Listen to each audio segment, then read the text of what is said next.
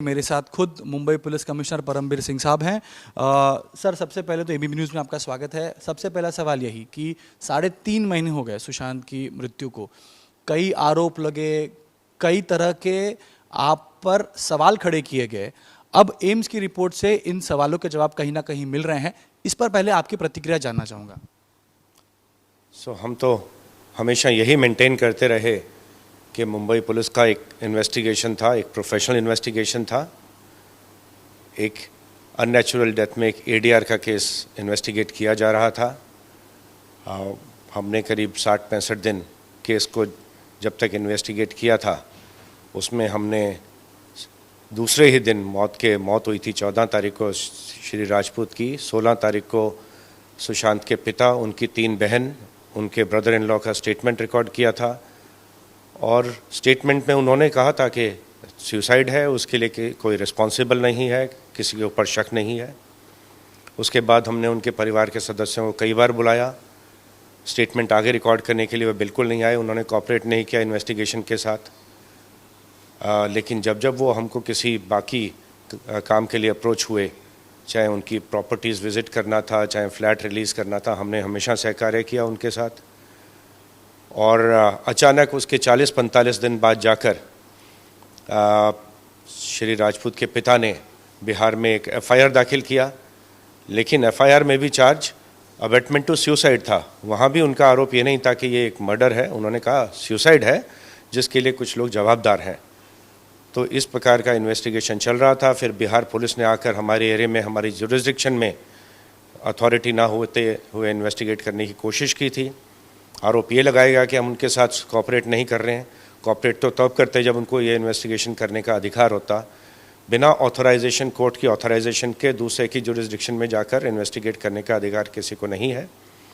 फिर उसके बाद प्रॉपर ऑथराइजेशन के बाद जब ऑनरेबल सुप्रीम कोर्ट ने आदेश दिया, सीबीआई को हैंड ओवर किया गया बिहार का इन्वेस्टिगेशन, तो हमने सारी एविडेंस, सारे डॉक्यूमेंट्स सीबीआई को हैंड ओवर किए, पूरा कोऑपरेट किया उनके साथ।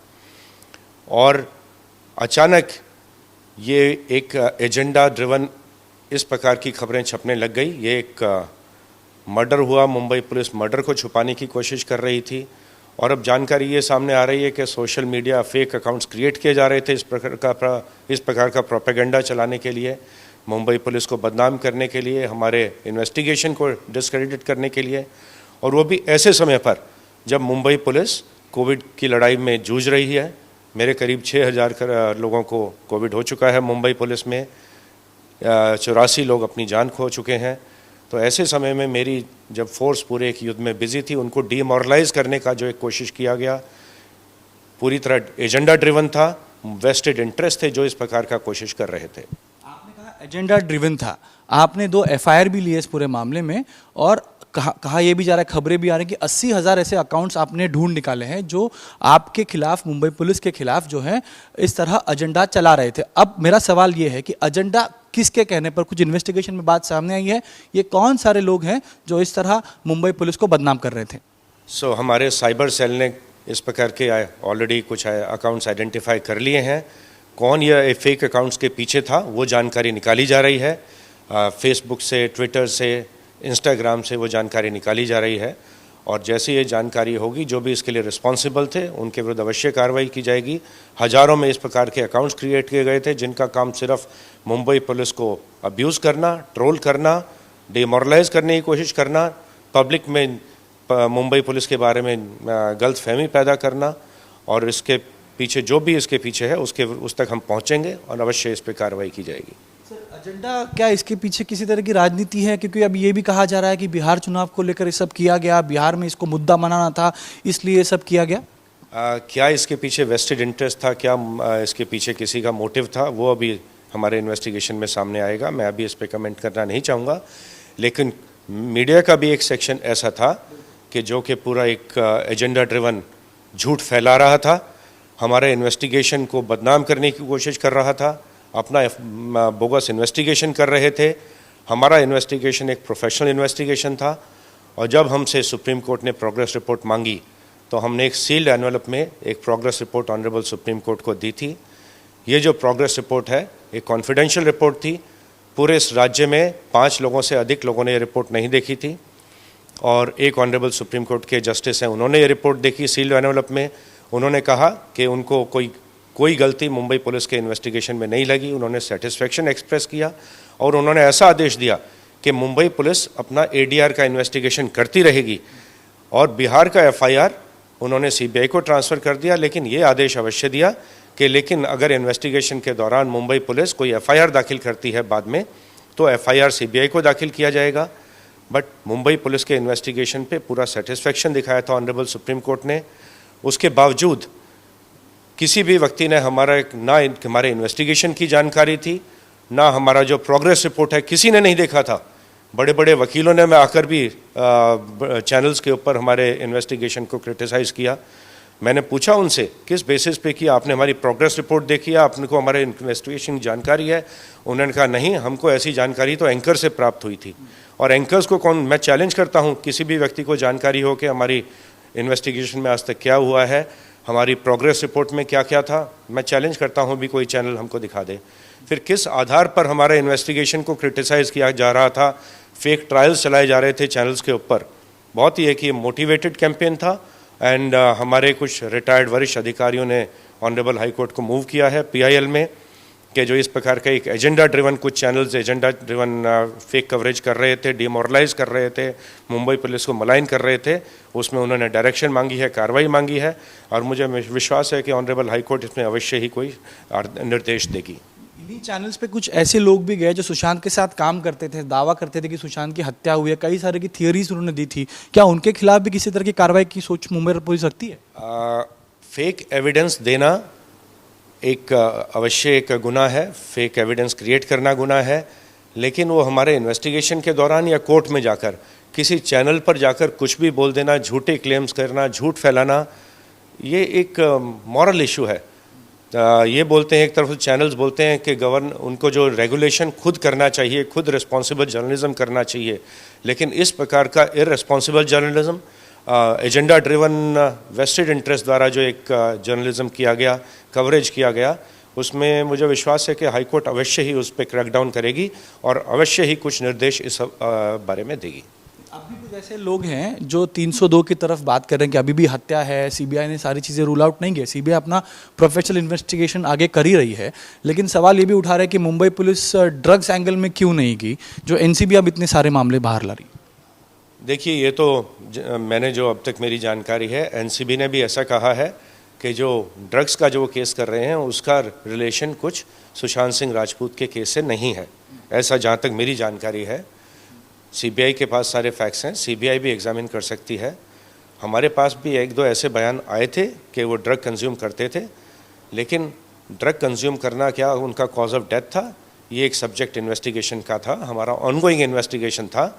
हम इसके अलावा ड्रग पेडलिंग होती है, हमारा एंटी नार्कोटिक सेल है, वो पूरा हमेशा कोऑर्डिनेट करके बाकी एजेंसीज के साथ मिलकर कार्रवाई करता रहता है और उनको ये कार्रवाई आगे बढ़ती रहेगी। ये कोई ड्रग्स के खिलाफ जो हमारी लड़ाई है बंद नहीं हो जाती, it's a ongoing fight. Sir, आपने 40-45 दिन तक आपने कई सारे लोगों को इन्वेस्टिगेशन के लिए बुलाया था।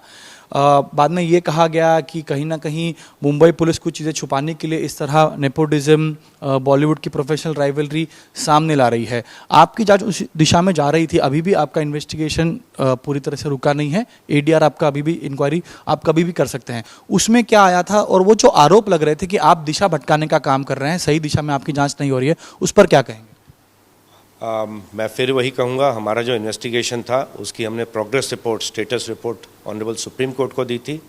टोटल 56 हमने विटनेसेस को एग्जामिन किया था, उसमें से 5 विटनेसेस, सिर्फ 5 विटनेसेस 56 में से फिल्म इंडस्ट्री से संबंधित थे और उनका भी कुछ ना कुछ, जहाँ कुछ इस प्रकार का एंगल आया था, जैसे कि किसी ने कहा था कि सुशांत सिंह राजपूत प्रवीण वाबी की तरह कि उनके ऊपर घटना हो सकती है, मतलब कि सुसाइड कर सकते हैं, इस प्रकार का कुछ ट्वीट हुआ था।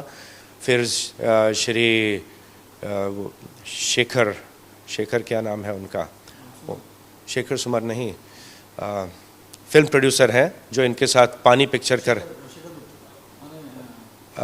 शेखर कपूर, हाँ, उन्होंने भी कुछ ट्वीट किया था इसके बारे में, इनके ऊपर किस प्रकार का प्रेशर था, किस प्रकार से उनका करियर अफेक्ट हुआ था, तो उनको भी एग्जामिन करना आवश्यक था। उनके बारे में कुछ फेक न्यूज़ फैलाई गई थी श्री सुशांत सिंह राजपूत के बारे में, उनकी मौत को दिशा सालियन की मौत से लिंक करने की कोशिश की गई थी, जिससे वो डिस्टर्ब हुए थे। जब इस प्रकार की जानकारी आई तो कुछ फिल्म जर्नलिस्ट को एग्जामिन करना आवश्यक था। तो बिल्कुल एक फोकस्ड और एक प्रिसाइज इन्वेस्टिगेशन, एक प्रोफेशनल इन्वेस्टिगेशन था, और ऐसी ऑब्जर्वेशन ऑनरेबल सुप्रीम कोर्ट से भी आई थी। आप लगातार जो इन्वेस्टिगेशन कर रहे थे, सुशांत का परिवार कहता है कि मुंबई पुलिस ने हमारी बात सुनी ही नहीं, या हम मुंबई पुलिस के पास गए तो जो हमें कहना था वो हमारी बात सामने रखी नहीं गई, या लेने के लिए मुंबई पुलिस तैयार नहीं थी। मेरा सवाल यही है आपसे, नेपोटिज्म की आप बात करें, लेकिन जो अबेटमेंट टू सुसाइड की केस या जो आप इन्वेस्टिगेट कर रहे थे, उसमें सबसे बड़ा आधार था इन्वेस्टिगेशन का इस नतीजे पर पहुंचने का, वो 5 डॉक्टर्स जिनसे सुशांत इलाज करा रहे थे, उनकी टेस्टिमनी में भी आपको ये बात सामने आ गई थी कि डिप्रेशन ही सुशांत की मौत की वजह है। ऐसा तो अवश्य आया था उनकी डॉक्टर्स की टेस्टिमनी में सामने कि उनको साइकेट्रिक प्रॉब्लम्स थी, बाइपोलर डिसऑर्डर था, कुछ समय से शायद मेडिसिन लेनी बंद कर दी थी मार्च ऑनवर्ड्स, उसकी वजह से उनका डिप्रेशन बढ़ गया था। और ये भी बाद में जानकारी सामने आई थी कि उनकी एक बहन ही कुछ दिल्ली के डॉक्टर की मदद से कुछ फेक प्रेस्क्रिप्शन तैयार करके, सरकारी हॉस्पिटल के फेक रिकॉर्ड्स तैयार करके उनको कुछ ड्रग देने की कोशिश की गई थी। वो भी एक एफआईआर दाखिल किया गया था, और हमने सुप्रीम कोर्ट के आदेश के हिसाब से उस एफआईआर को भी, जो कि उनकी बहनों के विरुद्ध और कुछ रिलेटिव्स के और दिल्ली के डॉक्टर के विरुद्ध है, सीबीआई को ट्रांसफ़र कर दिया है, और मुझे विश्वास है सीबीआई उस पर भी आगे इन्वेस्टिगेशन करेगी। क्या आपकी इन्वेस्टिगेशन एफआईआर कहाँ तक, आपका एफआईआर या आपका एडीआर जो है उसकी इन्वेस्टिगेशन आप अभी सीबीआई कर तो आपने नहीं कर रहे हैं साथ में साइमल्टेनियस, लेकिन आगे क्या होगा अगर आपको जांच आगे करनी होगी? हमने अपना इन्वेस्टिगेशन जानबूझ के एडीआर का थोड़ा हमने कोल्ड स्टोरेज में रखा था, उसको हमने पॉज बटन लगा दिया था, बिकॉज हम नहीं चाहते थे कि 2 एजेंसीज एक ही फैक्ट्स के ऊपर इन्वेस्टिगेशन करें। सो जितना सीबीआई को हमसे सहकार्य चाहिए था, जो जो एविडेंस चाहिए थी, फिजिकल एविडेंस, फॉरेंसिक एविडेंस, सब उनके साथ शेयर की गई है, एंड सीबीआई एक प्रोफेशनल इन्वेस्टिगेशन कर रही है, एंड अवश्य ही जल्दी ही फैक्ट्स के बेसिस पर नतीजे पर पहुंचेगी। बिहार वर्सेस मुंबई पुलिस का ये पूरा एक तरह से इसको रंग दिया गया था। गुप्तेश्वर पांडे ने तो एक आईपीएस अधिकारी डीजीपी होने के बावजूद कई तरह के आरोप आपकी इन्वेस्टिगेशन पे लगा दिए थे कि मुंबई पुलिस को छुपाने की कोशिश कर रही है, वो भी ऑन रिकॉर्ड आके वो कह गए। अब वो चुनाव लड़ रहे हैं, उनके बारे में आप क्या कहेंगे? उन्होंने जो इस पूरे प्रकरण में भूमिका निभाई, क्या वो कहीं ना कहीं शक आपको पैदा नहीं करता? एक आईपीएस में ब्रदर ऑफिसर के बारे में, जो मेरे से सर्विस में सीनियर है, मेरे रिस्पेक्टेड सीनियर थे सर्विस में, उनके कंडक्ट के बारे में कुछ मैं बोलना नहीं चाहूँगा, उचित नहीं होगा, ये मेरे मन को नहीं पड़ता उनके बारे में कुछ कमेंट करना। लेकिन बिहार पुलिस ने जो आके इन्वेस्टिगेशन किया, और गुप्तेश्वर पांडे तो ऑन रिकॉर्ड कर रहे थे कि आप लोग छुपा रहे हैं कुछ, तो उसके बारे में तो आप बताइए ना कि क्या कहना चाहते हैं, क्योंकि आपका इन्वेस्टिगेशन चल रहा था, उसमें किसी और राज्य की पुलिस ने आना और इस तरह हस्तक्षेप करना, ये तो गलत है। बिल्कुल, हस्तक्षेप का अधिकार दूसरे पुलिस को नहीं है हमारे इन्वेस्टिगेशन में। प्रोसीजर ये है कि 0 नंबर का एफआईआर दाखिल किया जाता है, और उसके बाद जो जुरिस्डिक्शनल पुलिस है उसको ट्रांसफ़र कर दिया जाता है, ये करेक्ट प्रोसीजर था। से बात करने के लिए परमवीर साहब, तो परमवीर सिंह साहब यहाँ स्पष्ट कर रहे हैं कि जो इन्वेस्टिगेशन हुई वो इन्वेस्टिगेशन योग्य दिशा में थी। मुंबई पुलिस को बदनाम करने की कोशिश, एक साजिश रची गई थी। इस साजिश के पीछे कौन है, उन सब तक बहुत जल्द पहुंचा जाएगा। एफआईआर दर्ज की गई है, और हज़ारों लाखों में अकाउंट्स हो सकते हैं, तो उन सभी लोगों तक पहुंचकर सख्त कार्रवाई की जाएगी। और ये पहला ऐसा मामला होगा जहां पर इतनी बड़ी संख्या में फेक अकाउंट्स के खिलाफ कार्रवाई कोई जांच एजेंसी या राज्य की पुलिस करेगी। एबीपी न्यूज़ आपको रखे आगे।